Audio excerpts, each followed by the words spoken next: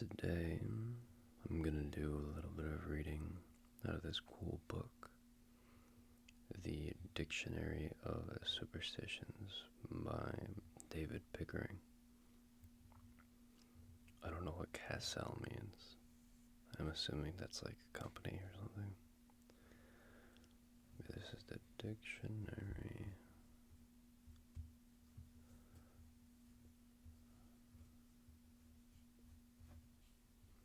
of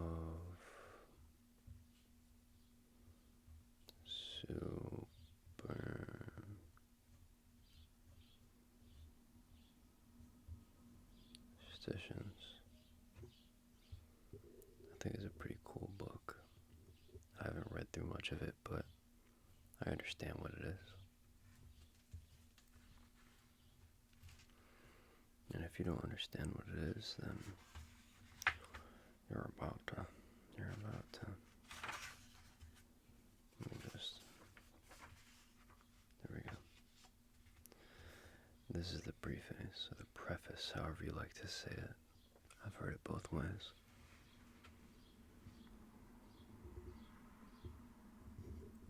No. Superstitions continue to flourish around the globe, even in the most technologically advanced societies. Some may regard it as a curious relic dating from less scientifically advanced times when human beings sought explanations for the apparently random workings of nature. But to others, superstition is an integral and constantly developing part of the richness of life in an increasingly secular, not to say soulless world. New technologies bring new superstitions as man grapples with changes to what wrought by his own ingenuity. The startling array of old wives' tales, songs, and warnings that survive to this day are a reflection of many preoccupations, ranging from largely historical fears about the welfare of animals, importance of coming weather, to psychologically telling omens of martial or marital discord, mistrust of technological innovations, and magical ways of probing what the future holds. Sometimes science has demonstrated that certain beliefs, such as those relating to various plants and foods with common supposed magic properties, have a basis in reality. Though readers who cast their own spells based on recipes or procedures prescribed in the text do so entirely at their own risk. On other occasions, there seemed to be no possible rationale behind a notion, but still people everywhere are careful to salute magpies to avoid walking under ladders, and to guard their luck by crossing their finger and touching wood or spitting. In this book, I have attempted a fairly comprehensive survey of superstitions, old and new. Entries are arranged alphabetically and include generic articles on such topics as actors and actresses, birds and sailors, that serve to bring together a host of disparate but related superstitions discussed elsewhere. Copious cross-references throughout provide links with related articles that may be of interest. The coverage includes superstitions from medieval cultures and many eras, with particular emphasis on those of the Western world. Where appropriate, I have mentioned the known or speculative origin of superstitions, and have also indicated the country, or in some cases the county or state, in which they derive. Where the superstitions belong to the folklore of more than one culture, however, it would be misleading to be more specific in order to draw attention to the degree to which superstition flourishes even today. Can you all see that page too? I think you can. I've paid special attention to curious beliefs that have sprung up in relatively recent times. There are articles discussing the taboos and talismans of astronauts, car drivers, photographers, and sports players, to name but a few, and defining the boundaries of what deserved a place and what did not. I have made a distinction between true superstition and those beliefs that might be made a distinction between true superstition and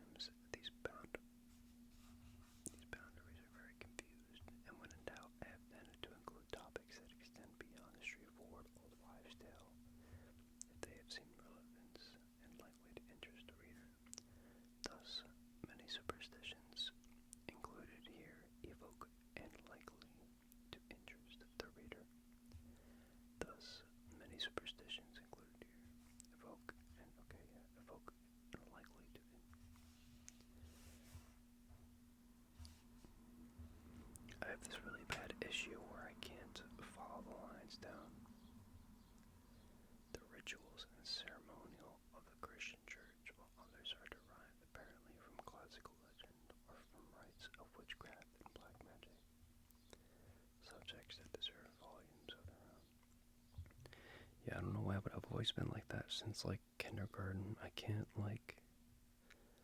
I'll read one line, and when I go back to read the next line, I'll just reread that line again. I don't know what that's called, but it's pretty bad in my brain. If you know what that's called, let me know. Or if I'm just an idiot. I don't know, that could be that. Sources consulted have included a large number of reference books on the subject published on both sides of the Atlantic over the past 50 years or so. As well as personal knowledge or the authorities have conflicted on the details of superstitions discussed. I have tried to include all versions, sometimes indicating the more plausible alternatives and sometimes leaving conclusions on the matter to the reader's discretion. As it is clearly impossible to list every regional variation of some of the most widely known superstitions, I have most confined myself to the more universal recognized versions, and my apologies go to those who fail to find a local favorite of their own. My thanks go, as always, to members of my family and to my friends for their patience, suggestions, and assistance while this book was in preparation, and also to editors and production and design staff at Castle for their cooperation. David Pickering. Alright, so if you cared enough to listen to any or all of that, this is literally just a book filled with different superstitions in the world. Not all of them, but most of them. For example, Abracadabra, a magical invocation that is now associated chiefly with stage conjurers and pantomime witches, but has in fact a much longer history as a Kabbalistic charm, first mentioned in the writings of the Gnostic physician Quintus Serenus Scamanocus in the 2nd century BC. Abracadabra comprises the abbreviated forms of the Hebrew words Ab, which is father, Ben, son, and Rak, Akax, which is Holy Spirit, through an alternative derivation, relates the words to Abraxas, a god with snakes for feet who was worshipped in Alexandria in pre-Christian times. Jesus. The charm was said to have special powers against fevers, toothache, and other medical ailments, as well as to provide protection against bad luck. Sufferers from such conditions were advised to wear metal amulets or pieces of parchment folded into a cross and inscribed with the word repeated several times, with the first and last letter removed each time until the last line read just A. According to the thinking behind the charm, the evil force generating the illness would decrease as the word grew shorter. Once the charm had proved effective, after a period of 9 days, the wearer was instructed to remove the parchment cross, throw it backwards into an eastwards flowing stream before sunrise. Such charms were according to Daniel Defoe in his Journal of the Plague, year 1722. Widely worn in London in the 17th century as protection against the plague. Simply saying the word out loud is also said to summon strong supernatural forces.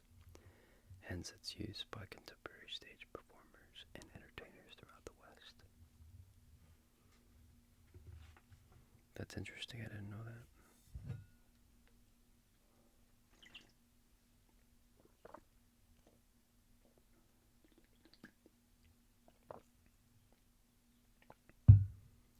I think it's kind of funny how that was the first one in the book. That's one of the most popular, like superstitious words ever. Even though it's kind of like a magic word, but that's all superstition at the same time.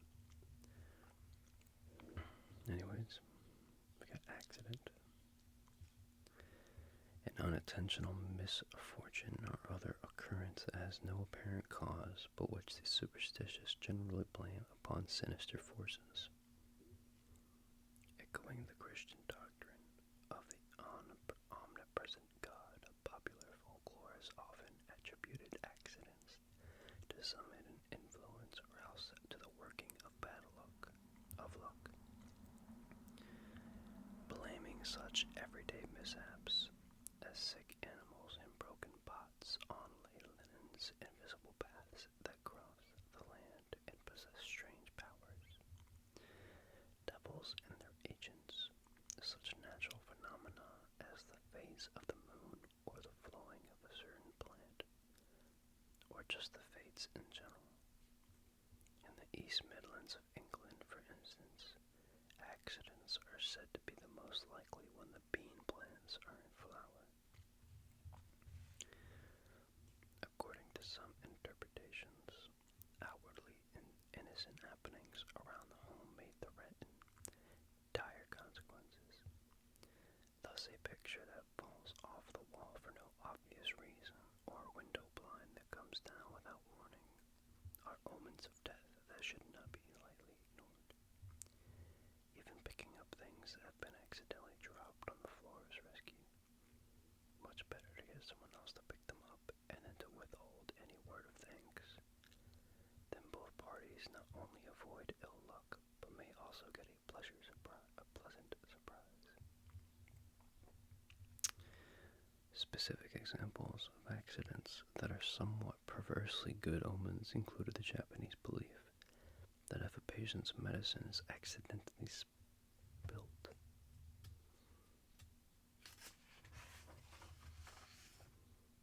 then he or she will shortly recover.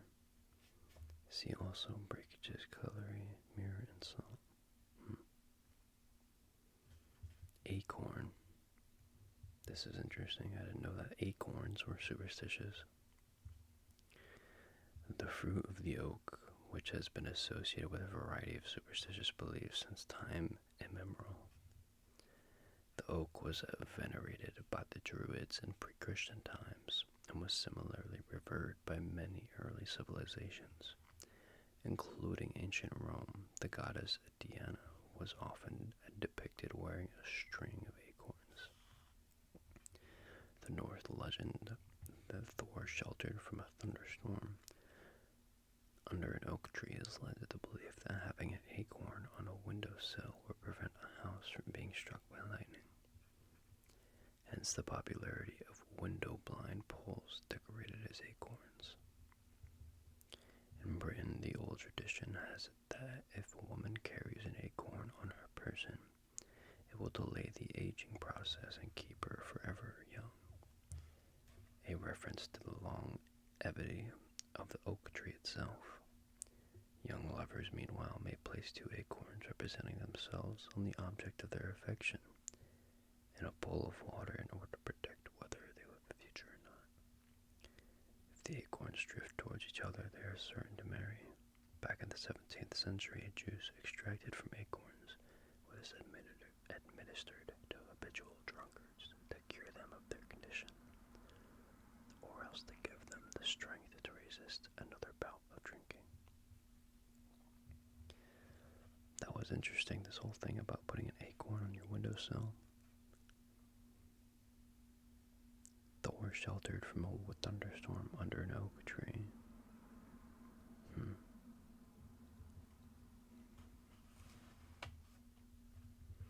Actors and actresses. See, some of these I didn't even know existed. It's really interesting.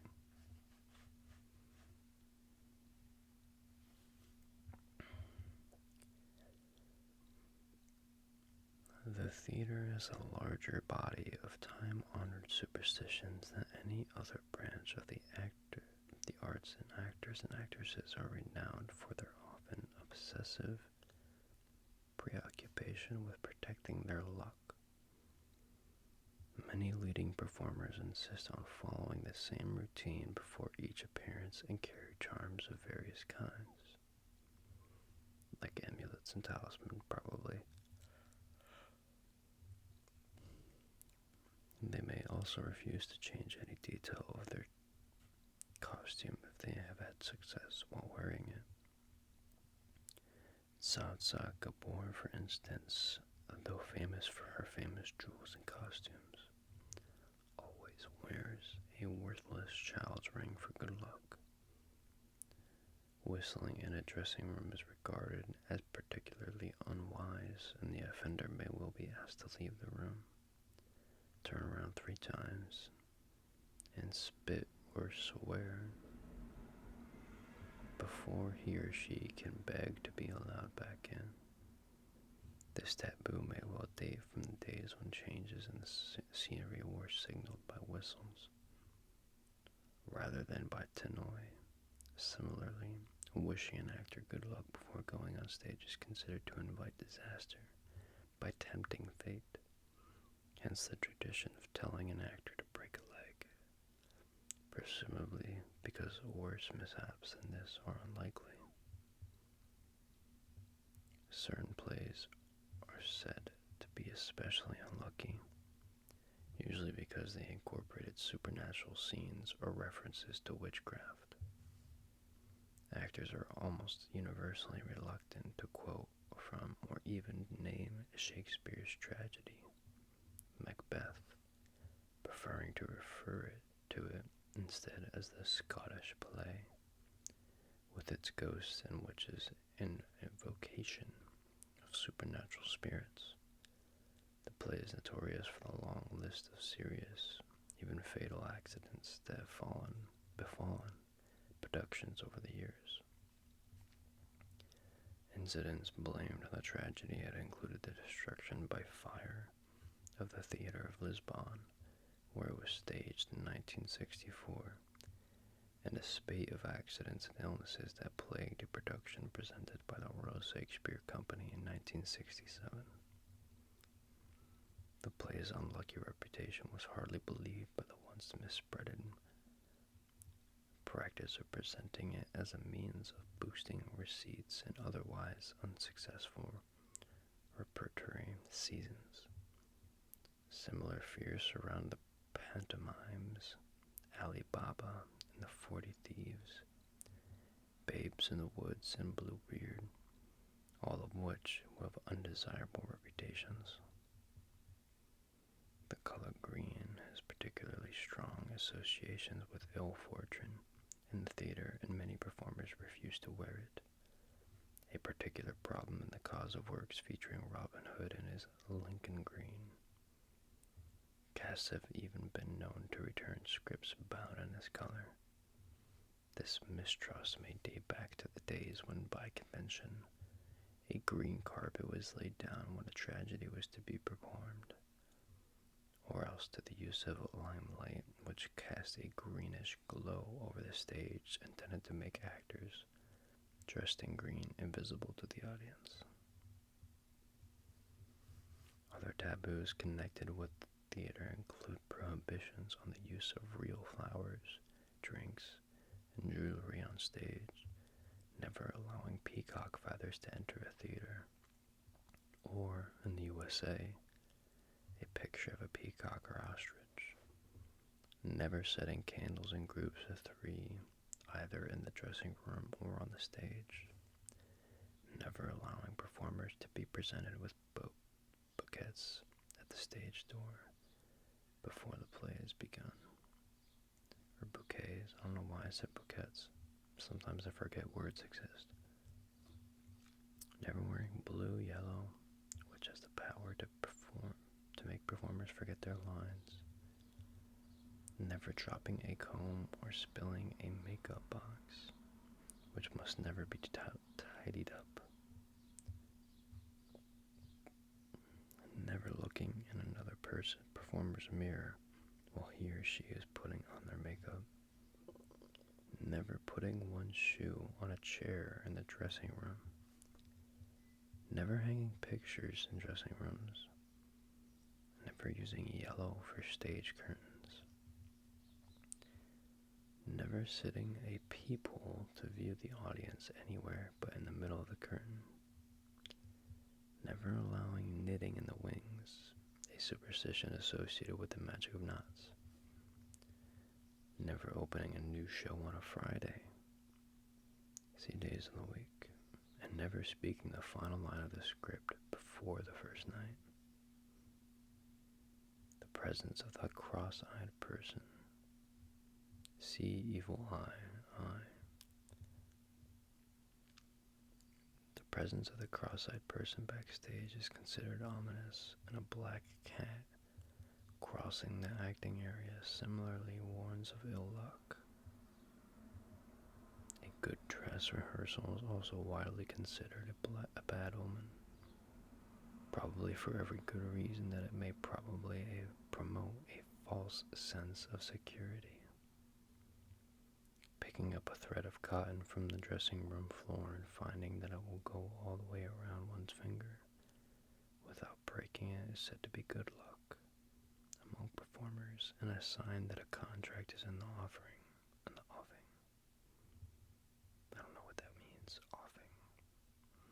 Other welcome events include an actor's shoe squeaking on his first entrance, discarded shoes landing flat on their soles, finding that one has been given a part that calls for the wearing of a wig, and the first ticket for a production being bought by a relatively elderly man or woman. Somewhat perversely, falling over during the course of a performance is said to bring a production good fortune, as long as it does not happen on a first entrance, in which case the performer is fated to forget his lines. One continental superstition, incidentally, suggests that the lines can be learned more easily if the actor or actress sleeps with the scripts under his or her pillow. I think I might have heard of that one before, I'm not sure. But that's a lot. I did not know there was that many superstitions and whatnot associated with the actor and actress scene.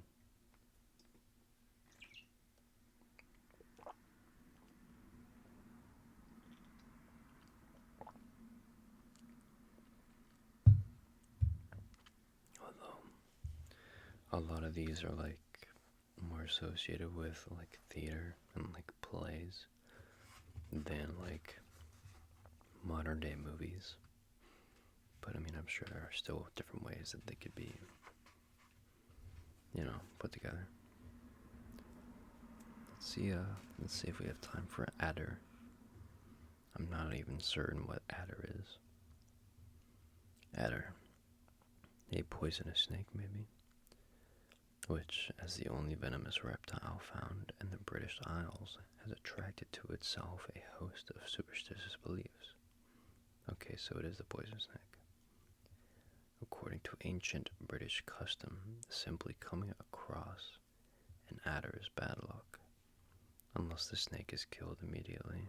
Anyone killing the first snake seen in the spring is said to be assured of good luck against enemies in the coming season.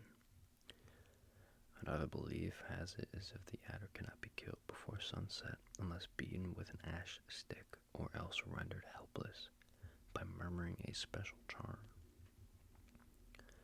The first two verses of Psalm 68. To trap the snake in the first place, the procedure is to draw a circle. Oh my God.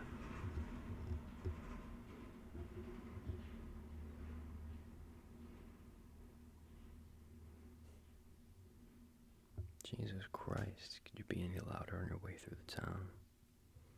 If that was loud, I'm sorry. I might rewatch the video, and if that was really loud, I'll cut it, but,